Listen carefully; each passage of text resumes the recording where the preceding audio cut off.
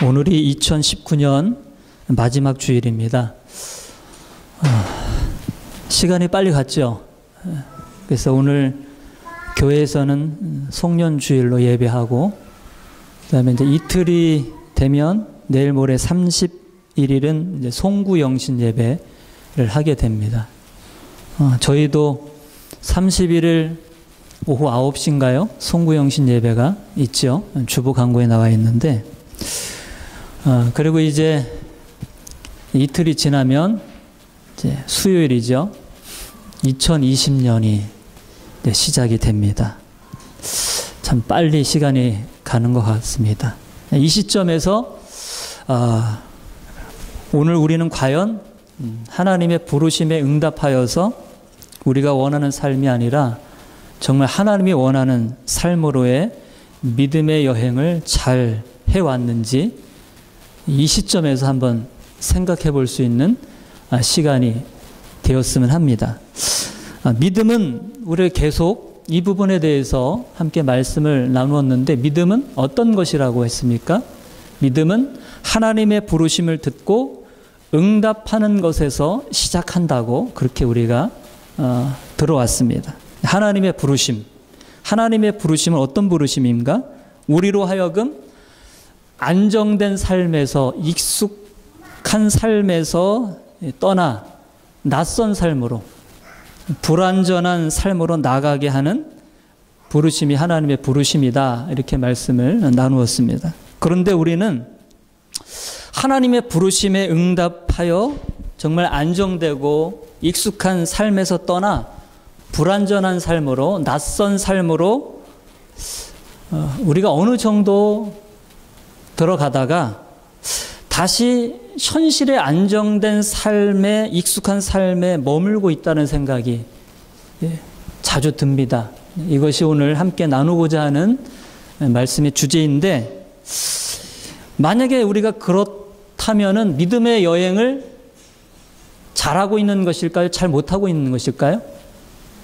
잘하고 있지 못하고 있는 것입니다. 하나님의 부르심에 제대로 응답하며 살아가고 있지 못하는 것입니다. 하나님의 부르심에 응답하여서 안정된 삶에서 불완전한 삶으로, 낯선 삶으로 들어가 살다가 현실에 안정된 삶이 이제 주어지면 자꾸 거기에 머물고 싶어 하는 그런 속성이 우리에게 있다라는 것입니다. 하나님의 부르심에 응답하여 끝까지 믿음의 여행을 이제 잘 해야지 정말 하나님께서 우리에게 주시고자 하시는 그 축복 안으로 우리가 들어갈 수가 있습니다. 하나님께서 우리에게 주시고자 하시는 그 영광의 자리로 우리가 들어갈 수가 있는 것입니다. 2019년을 보내고 이제 새해를 맞이하는 이 시점에서 하나님의 부르심에 응답하여 현실에 안정된 삶에서 다시 하나님께서 지시하신, 하나님이 지시하시는 것은 어떤 것입니까? 현실에 안정된 삶으로 들어가라, 하나님께서 그렇게 지시하시는 것입니까? 아니죠. 현실에 안정된 삶에서 벗어나서 떠나서 불완전한 삶으로, 낯선 삶으로, 미지의 영역으로, 몸의 영역으로 하나님께서 그렇게 들어가라고 지시하시는데, 우리가 하나님 지시한 곳으로 들어갈 수 있는 우리 모두가 되시길 바랍니다. 그래서 그 믿음의 여행을 잘해서 정말 하나님께서 우리에게 주시고자 하시는 그 축복을 우리가 누릴 수 있기를 바라겠습니다. 지난 목요일에 백두산이라는 영화를 이제 제가 좀 봤는데, 그 성탄절 때 우리 조지현 집사님이 백두산 영화를 보고 스포를 하더라고요. 그래서 저거 보고 싶다, 그런 이제 생각이 들어서 이제 봤는데, 여러분 그거 아십니까? 매월 마지막 수요일이 되면 롯데 시네마에서 5,000원, 할인돼서 5,000원으로 영화를 볼 수 있다는 사실 알고 계셔요? 다 알고 계시네. 저만 알고 있는 줄 알았더니. 그래서 그 기회를 저는 늘 잘 살려서 저렴하게 영화를 이제 봤는데, 이번에도 이제 봤는데, 집사람이랑 같이 봤는데, 이 백두산 영화, 조지현 집사님 감동을 받았다고 했는데, 무슨 감동이 있을까? 이제, 물론 액션이 있고 해가지고 기대를 했지만은, 보니까, 참 감동이 되더라고요. 어떤 부분이 감동이 되었냐면은 뭐 보신 분들 계실 거지만 이런 내용입니다. 참 이게 복음의 진리와 아주 유사한 부분이 있더라고요. 갑작스럽게 이제 사람들의 안정된 삶 안으로 백두산 화산이 폭발되어서 그 폭발의 여파로 또 지진이 사람들 안정된 삶 안으로 백두산 화산 폭발과 지진이 이제 찾아와서 사람들의 안정된 삶들을 다 뒤흔들어 놓게 됩니다. 북한은 이미 그 폭발로 인하여서 초토화가 됐습니다. 이제 무정부 상태가 되었고, 우리 남한보다 더 백두산 가까우니까 이미 더 많이 이렇게 망가졌고, 그리고 남한도 백두산 폭발의 여파로 지진 강도 7.8 대단히 높죠.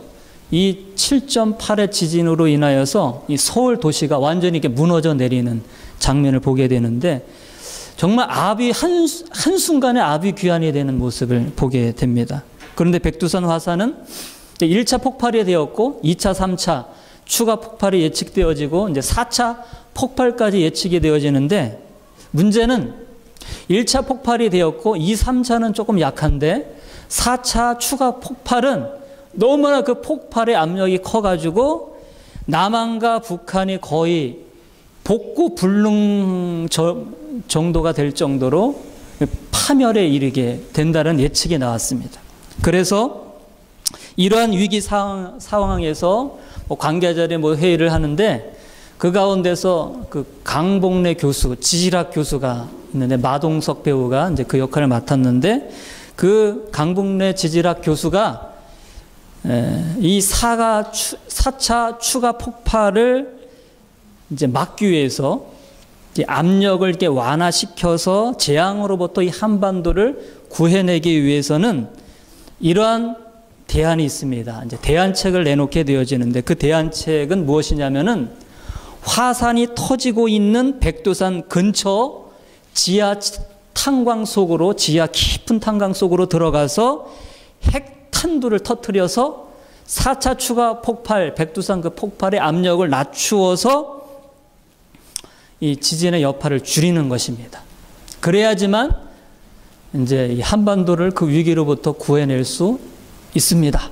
그런데 성공 확률이 처음에는 4.3%였는데 이제 새로운 그 탄광 그 지점을 발견해서 53%까지 올라가는데, 그러니까 절반 정도 성공률을 가지고 있는데, 이 대안책을 내어놨을 때 사람들이 막 고민하다가 결국은 결정을 하고 대통령이 결정해서 폭탄 전문 특수부대를 파견하여서 결국 우여곡절 끝에 희생을 치르면서 어떻게 됐습니까? 핵탄두가 폭발되어서 화산의 4차 추가 화산 폭발의 압력이 낮춰져서 이제 지진 여파가 줄어들고 하면서 이제 한반도가 그 위기에서 구해지는 그러한 장면으로 마감이 되고, 결국 한반도가 복구가 되어서 안정으로 들어가는 그런 장면을 보게 됐습니다. 추가 백두산 화산 폭발로 인한 한반도를 위기에서 구하는 과정을 이렇게 살펴볼 때, 보다 안정된 곳에서 떠나 불안정하고 모험과 죽음이 기다리고 있는 곳으로 들어가는 것이었습니다. 백두산 화산 폭발과 지진이 사람들의 안정을 깨트리고 불안정으로 들어가게 했습니다. 근데 다시 안정으로 들어가기 위해서는 보다 안정을 버리고 더 불안정으로 들어가서 이제 한반도를 구해내는 그 과정. 이 영화 속에서도 아까 말씀드렸듯이 복음의 진리의 요소가 있다는 사실을 보면서 저는 감동을 받게 되었습니다. 한번 안 보신 분들은 한번 보실 수 있기를 바랍니다. 백두산 화산 폭발도 그랬듯이 저는 하나님의 찾아오심도 유사하다고 봅니다.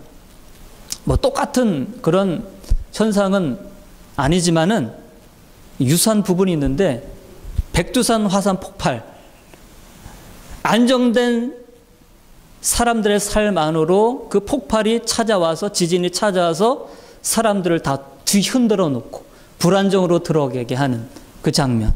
하나님의 찾아오심도 그렇다는 것이죠. 우리의 안정되고 익숙한 삶을 깨트리고 낯설고 불완전한 삶으로 들어가게 하십니다. 하나님은 진정한 안정과 행복으로 평범한 삶이 아니라 탁월한 삶으로 우리를 이끌기 위해서 우리가 정말 붙들고 있는 안정된 삶을 떠나 불완전한 삶으로 들어가게 하신다라는 것입니다. 그런데 우리는 어떠합니까? 이런 하나님의 찾아오심 우린 싫어합니다. 이러한 하나님의 찾아오심, 안정된 삶을 깨트리고 우리를 불완전한 삶으로 들어가게 하는 하나님의 부르심, 하나님의 찾아오심 우리는 거부한다는 것이죠. 우리는 싫어한다는 것이죠. 안정된 삶을 내려놓고 불완전한 삶으로 들어가는 것 우리는 대단히 부담스러워합니다. 그래서 하나님의 이러한 찾아오심, 이러한 부르심을 우리는 거부할 때가 많이 있다는 것이죠. 저도 개인적으로 갑자기 나의 안전한 그런 삶을 깨트리고 불완전한 삶으로 인도하시는 하나님의 그 찾아오심, 그걸 경험했을 때 매우 당혹스럽고 매우 당황스럽고 힘들어하여 안정된 나의 삶을 내려놓지 않으려고 했던 그런 기억들이, 경험들이 있습니다. 그러나 익숙하고 안정된 삶을 떠나 불완전한 삶으로 들어갔을 때 정말 거기서 하나님을 새롭게 인식하게 되었고, 내가 이전에 익숙하게 만났던 하나님, 내가 잘 알고 있던 하나님이 아니라 불완전한 삶으로 하나님이 이끄셨을 때 그 불완전한 삶 가운데서 전혀 다른 하나님을 내가 경험했습니다. 전혀 새로운 하나님 만나는, 새롭게 하나님을 인식하고 새로운 은혜를 경험하는 그런 기억들이 났습니다. 안정되고 익숙한 삶에서는 그렇다 할 변화가 별로 없었습니다. 새로운 영적인 도약도 별로 없었습니다. 늘 똑같은 그런 삶이었는데, 안정된 삶을 하나님이 뒤흔들어 놓고 안정된 삶을 떠나 불완전한 삶으로 내가 들어갔을 때, 그 가운데서 살아갈 때 거기에 변화가 거기에 놀라운 도약이 있었습니다. 거기에 분명한 하나님의 높은 부르심과 높은 비전을 더 구체적으로 발견하는 경험을 했습니다. 믿음이란 계속적으로 하나님의 찾아오심과 부르심에 계속적으로 응답을 하는 거예요. 한 번만 하나님의 찾아오심과 부르심에 응답하는 것이 아니라 지속적으로 계속적으로 하나님의 찾아오심 부르심에 응답하는 것. 계속적으로 안정된 삶에서 불완전한 삶으로 들어가는 것, 이것이 믿음이다 말씀을 드릴 수가 있습니다. 저는 이 부분에 대해서 요즘 좀 실감 있게 경험하고 있습니다.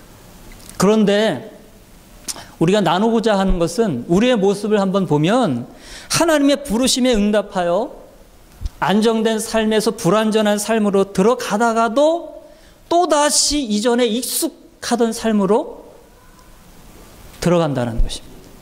또다시 이전에 안정된 삶을 붙들고 있고 또다시 안정된 삶에 머무르고자 하는 속성이 우리에게 있다라는 것입니다.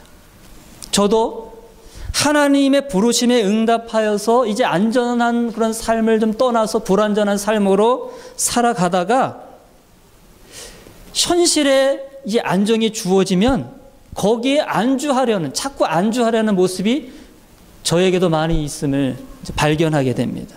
불안전한 삶, 모험이 기다리고 있는 삶으로 나가기보다는 좀 더 편안하고 좀 더 익숙하고 좀 더 안정된 삶에 머물기를 좋아하는 것이 인간의 자기 보존의 본능인 것 같습니다.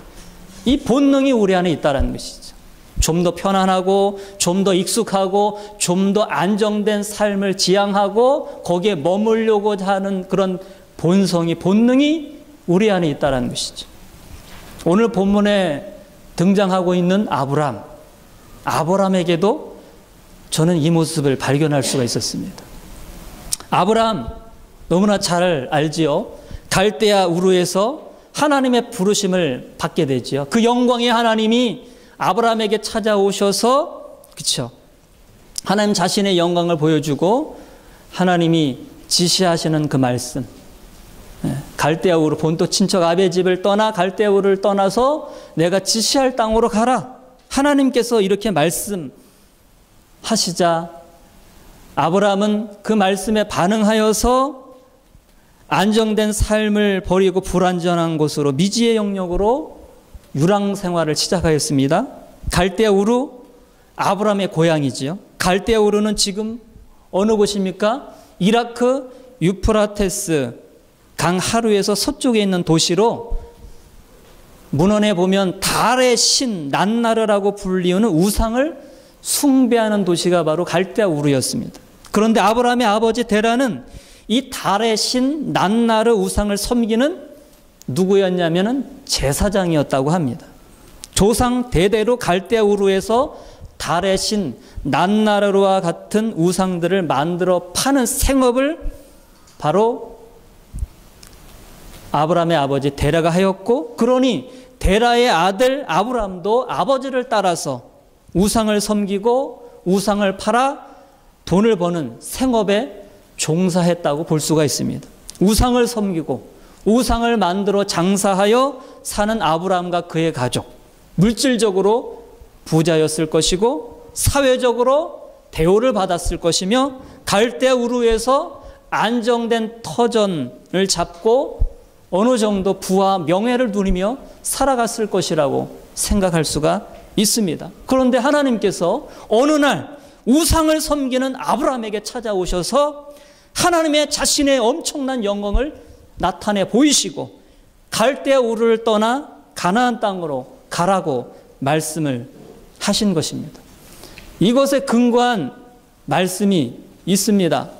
우리 여호수아서 24장 2절과 3절 말씀을 보시면 여호수아가 모든 백성에게 이르되 이스라엘 하나님 여호와께서 이같이 말씀하시기를 옛적에 너희의 조상들 곧 아브라함의 아버지 나홀의 아버지 데라가 강 저쪽에 거주하여, 그 다음 말씀을 보시면 다른 신들을 섬겼으나, 우상이죠.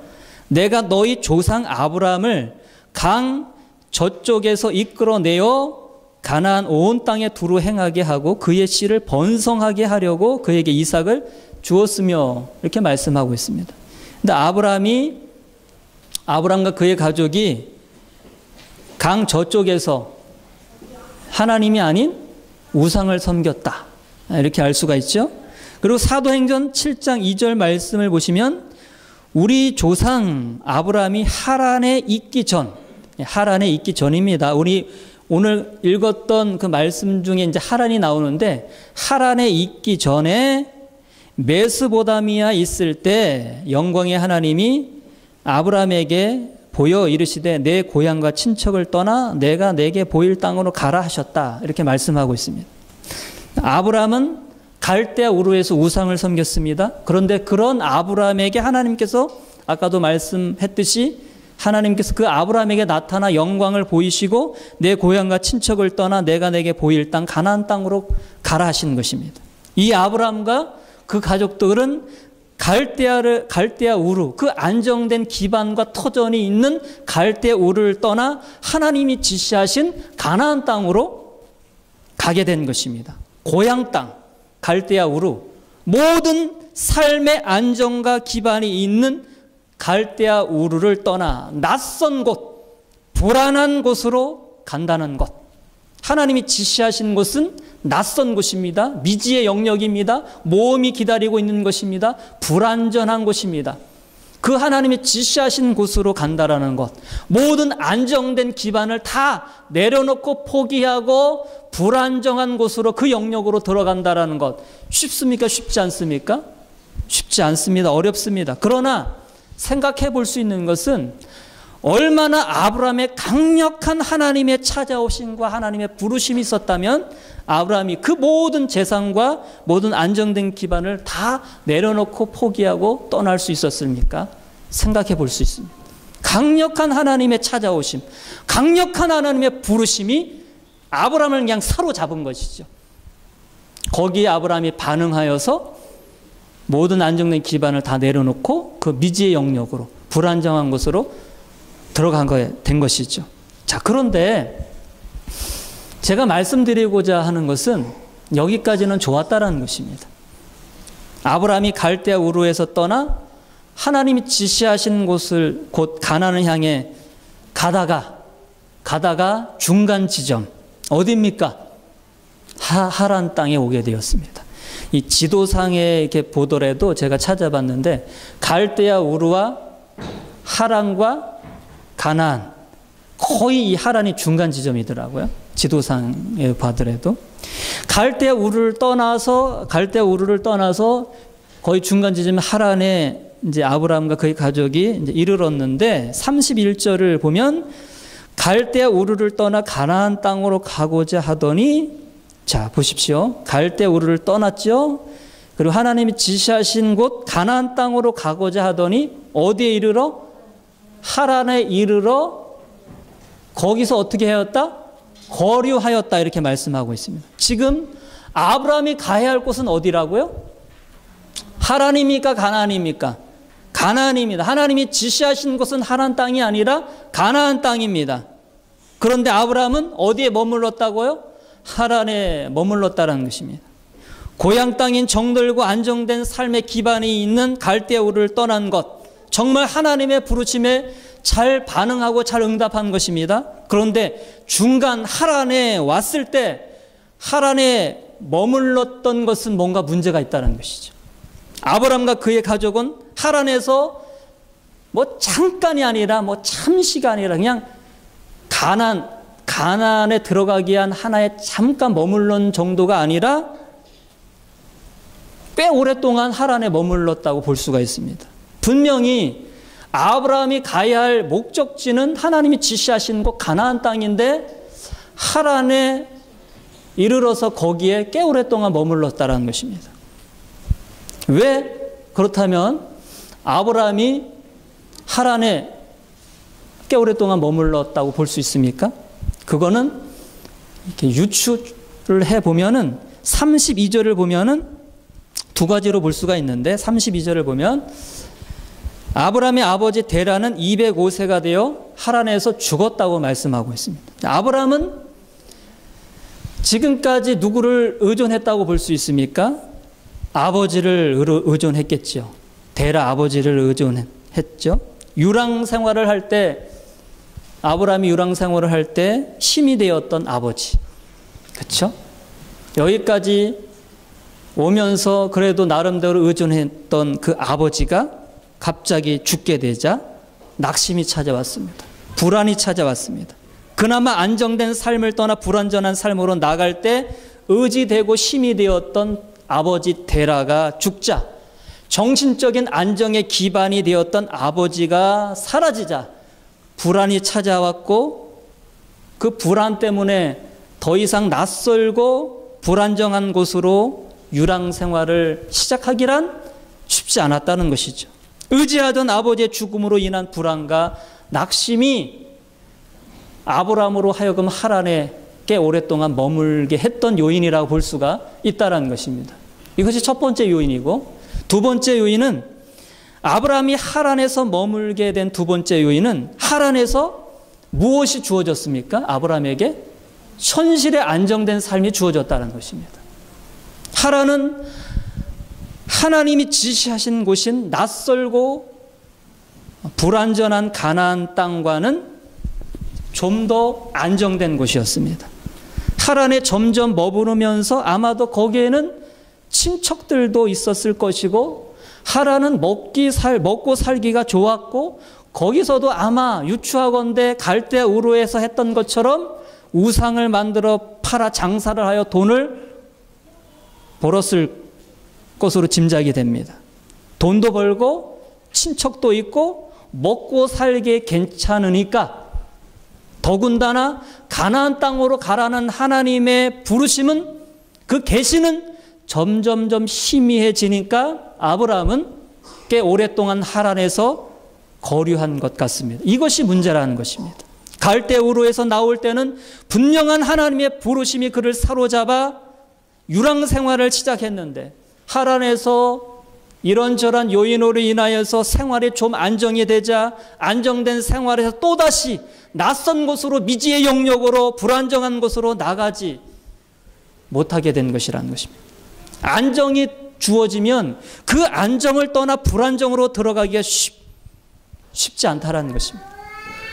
안정이 주어지면 그 안정을 내려놓고 불안정으로 들어가는 것, 이것을 싫어하는 것이, 이것을 굉장히 부담스러워하는 것이 인간의 본성이라는 것입니다. 아브라함은 하나님의 강력한 부르심에 응답하여서 믿음으로 하나님이 지시하신 가나안 땅으로 가는 유랑 생활을 시작했지만 믿음의 여행 중에 중간 지점 하란에서 현실의 안정이 찾아오자 하나님의 부르심을 뒤로 하고 현실의 안정에 안주했다라는 것입니다. 그것이 아브라함에게 있어서 믿음의 여행을 계속적으로 하지 못하게 했던 문제라는 것입니다.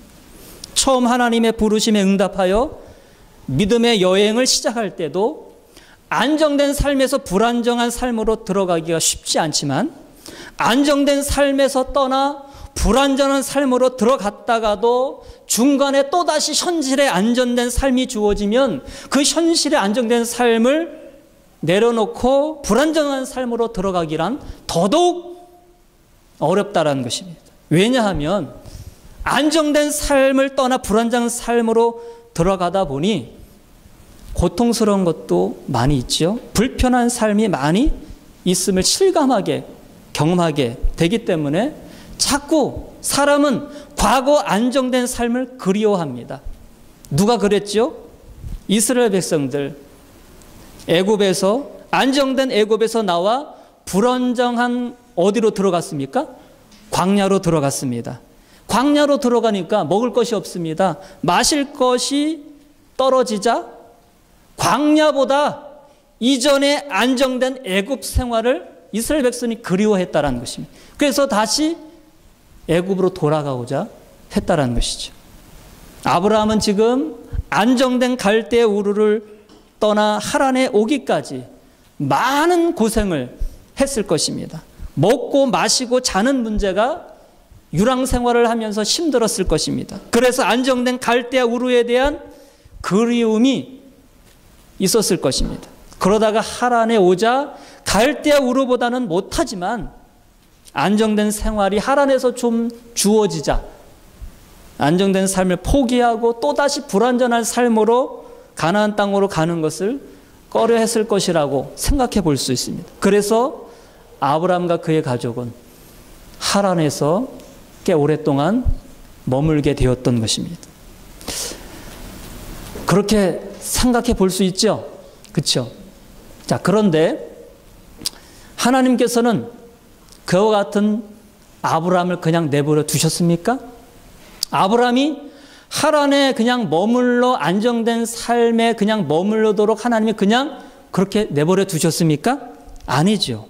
하나님은 현실에 안정된 삶에 머물도록 아브라함을 버려둔 것이 아니다. 또다시 아브라함을 찾아오셨다는 것입니다. 또다시 아브라함을 부르셨다는 것입니다. 오늘 본문 창세기 12장 1절 3절은 1절부터 3절은 하나님께서 아브라함에게 두 번째 찾아오신 사건을 다룬 말씀입니다. 갈대아 우르에서 하나님은 처음으로 아브라함을 찾아와 부르셨다면 갈대아 우르에서 아브라함이 하나님을 만난 것은 첫 번째였고 하란에서는 하나님을 두 번째 만났다는 것입니다. 하란은 하나님께서 두 번째로 아브라함에게 찾아와 아브라함을 부르셨다는 것입니다. 자, 하란에서 하나님께서 아브라함에게 다시 찾아오셔서 주신 말씀이 어떤 것이죠? 가나안 땅으로 가라고 하셨을 뿐만 아니라 아브라함에게 놀라운 비전의 말씀, 축복의 말씀을 주십니다. 어떤 말씀입니까? 너는 너의 고향과 친척과 아버지의 집을 떠나 내가 내게 보여줄 땅으로 가라. 그 다음에 어떤 말씀입니까? 내가 너로 큰 민족을 이루고 내게 복을 주어 내 이름을 창대하게 하리니 너는 복이 될지라. 너를 축복하는 자에게는 내가 복을 내리고 너를 저주하는 자에게는 내가 저주하리니 땅의 모든 족속이 너로 말미암아 복을 얻을 것이라. 현실에 안정된 삶에서 떠나기를 꺼려하고 하란에서 거류하며 살려던 아브라함에게 하나님께서는 또다시 찾아와 너에게 안정을 주던 삶에서 완전히 떠나라. 내가 너에게 보여줄 땅으로 가라. 하나님은 현실적으로 눈에 보이는 안정된 삶에서 완전히 떠날 것을 아브라함에게 명하시고 그와 함께 놀라운 비전을 주십니다.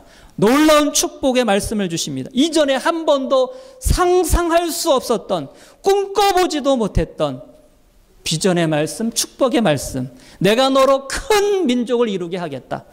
내 이름을 온 열방 가운데 내 이름을 창대하게 하리라.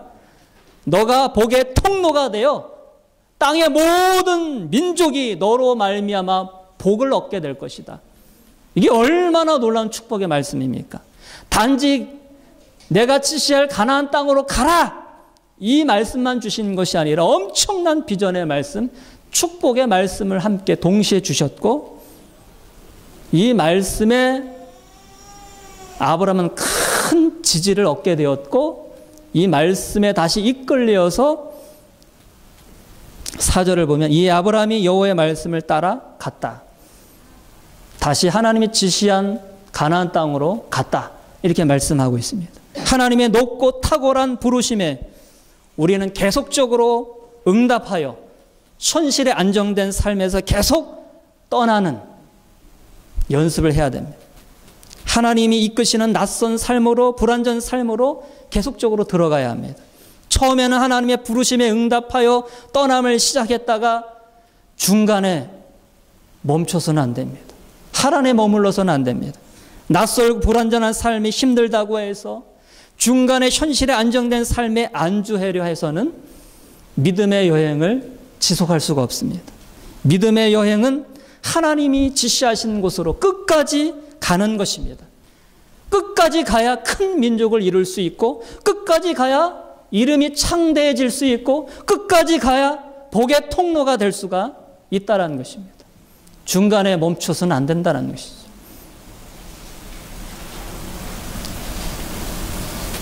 아브라함이 갈대 우르와 하나님이 지시한 곳인 가나안 땅의 중간 지대인 하란을 왜 떠나지 않고 머무르게 된 것일까요?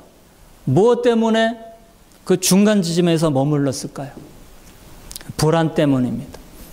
두려움 때문입니다. 아브라함은 하란에서 조금일지라도 주어진 안정된 삶에서 떠나 불안정한 삶으로, 낯선 삶으로 들어가는 것에 대한 두려움, 불안 때문에 하란을 떠나지 못한 것입니다. 이 불안과 두려움을 극복하고 놀라운 비전과 축복이 약속된 하나님이 지시한 곳으로 떠나가기 위해서는 희미해진 하나님의 계시의 말씀이 다시 분명하게 우리에게 보여줘야 합니다. 그 분명한 하나님의 계시의 말씀을 다시 붙들어야 합니다. 하나님은 불안해하는, 두려워하는 아브라함에게 또다시 찾아오셔서 놀라운 비전과 축복의 말씀을 주시며 모든 안정된 기반, 고향 친척 아버지 집을 안정된 모든 기반을 완전히 떠나라고 말씀하십니다. 오랜 습관과 본능에 매인 애착을 끊어내버리고 낯선 곳으로, 불완전한 곳으로 들어가라 말씀하십니다. 아브라함은 또다시 찾아오신 하나님과 하나님의 비전과 축복의 말씀에 큰 힘을 얻고 지지를 얻고 그 말씀을 붙잡고 과감하게 하란을 떠나게 된 것입니다. 하나님이 지시한 곳 가나안 땅 그 미지의 영역으로, 불완전한 곳으로 떠나게 됩니다. 목적지를 향하여 멈추었던 믿음의 여행을 다시 시작하여 결국 목적지에 아브라함이 우리가 알다시피 도달해서 하나님의 축복 안으로 들어가게 되는 것을 우리가 볼 수가 있습니다. 여러분, 동방박사 이야기 우리가 들었지 않았습니까? 동방박사들 한번 생각해 보십시오. 유대인의 왕이 나신다라는 그 이상한 별을, 특별한 별의 계시를 받고, 그건 계시의 별이었죠. 유대인의 왕이 나신다라는 그 별의 계시를 동방박사들이 받고서 거기에 응답하여 그들이 어떻게 했습니까? 그들의 안정된 삶을 다 뒤로 하고 그 별을 따라서, 계시의 별을 따라서 낯선 곳으로, 불안전한 곳으로 끝까지 갔을 때 어떤 결과가 일어났습니까? 결국 유대 베들레헴이라는 곳에 이르게 되었고, 말 구유에 누우신 아기 예수님, 만왕의 왕 아기 예수님을 만나게 되었고, 그 아기 예수님께 경배하는 놀라운 영광을 얻게 되었습니다. 믿음의 여행은 중간에 멈춰서는 안 된다는 것이죠. 끝까지 그 계시에 사로잡힌 바 되어서, 붙들린 바 되어서 그 계시를 따라갈 때 결국 하나님의 영광의 그 자리, 축복의 자리에 들어갈 수 있다, 분명하게 보여주고 있는 것입니다. 믿음의 여행은 생각해 보십시오. 그 과정은 현실의 안정에서 떠나 모험으로 들어가는 것입니다. 불안전한 곳으로 들어가는 과정입니다. 그러나 여러분, 그 과정을 잘 통과하기만 한다면 이전에 보여지는 안정과 행복과는 도무지 비교할 수 없는 엄청난 영광과 축복이 주어질 수 있다. 기대하십니까, 여러분? 하나님이 우리로 하여금 현실의 안정된 삶에서 떠나 불안정한 삶으로 들어가게 하는 것. 왜 자꾸 목사님은 안정된 삶을 떠나 불안정한 삶으로 들어가라 이렇게 말하고 있는가? 나는 좀 안정된 삶을 원하는데 왜 자꾸 불안정한 삶으로 들어가라? 왜 낯선 곳으로 들어가라? 왜 그렇게 하나님은, 목사님은 얘기할까? 여러분, 그 목적이 무엇입니까? 하나님은 우리의 안정된 삶을 다 뺏어가기 위한 것이 목적입니까? 아니라는 것입니다. 하나님은 우리 안정된 삶을 다 뺏어가기 위해서 그렇게 하시는 것이 아니라, 하나님의 부르심의 목적은 우리로 하여금 현실의 안정된 삶을 넘어서, 현실의 눈으로 보여진 안정된 삶을 넘어서 저 엄청난 하나님의 놀라운 영광과 축복의 자리로 우리를 인도하기 위해서 그렇게 하신다는 것입니다. 그것이 하나님의 목적이라는 것입니다. 그런데 하나님이 원하시는 놀라운 영광과 축복의 자리로 들어가기 위해서는 우리가 지금 붙들고 있는 이것만은 안 돼요 하는 이것들을 내려놓아야 한다는 것입니다.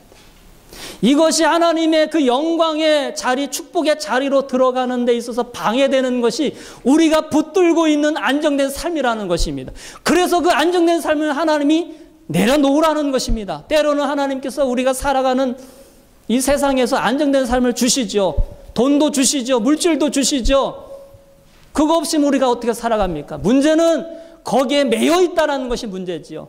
그걸 내려놓지 않으려고 하는 것이 문제고, 하나님은 더 높은 영광, 더 높은 자리로 우리를 인도하시고자 하는데, 이 세상에 눈에 보이는, 현실에 보이는 것, 그건 비교할 수 없는 하나님이 정말 우리에게 주시고 하시는 그 영광이 있는데, 그것을 위해서 우리가 나가야 하는데 자꾸 눈에 보이는 현실을 붙잡고 있으니까 그 영광으로 못 나가니까 하나님이 내려놓으라, 안정된 삶을 떠나 불안정한 곳으로 들어가라, 하나님께서 그렇게 우리에게 명하시고 그렇게 하나님께서 우리를 이끌어 가신다는 것입니다.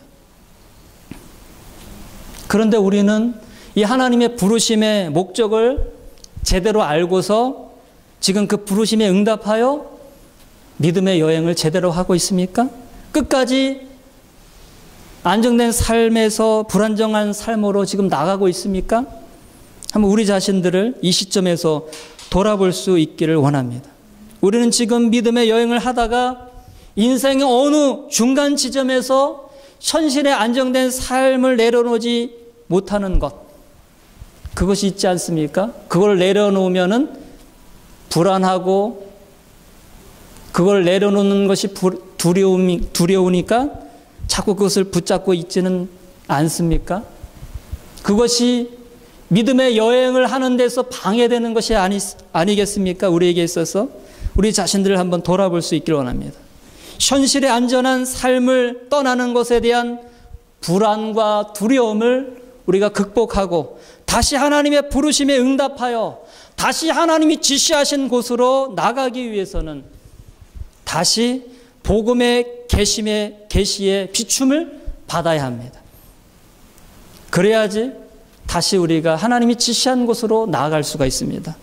에베소서 1장 17절 18절 우리가 잘 알다시피 우리 주 예수 그리스도의 하나님 영광의 아버지께서 지혜와 계시의 영을 너희에게 주사 하나님을 알게 하시고 너의 마음의 눈을 밝히사 그의 부르심의 소망이 무엇이며 성도 안에서 그 기업의 영광의 풍성이 무엇이며 말씀하고 있습니다. 다시 복음의 계시의 비춤을 우리가 받아야 됩니다. 복음에 대해서 우리가 눈이 열려야 합니다.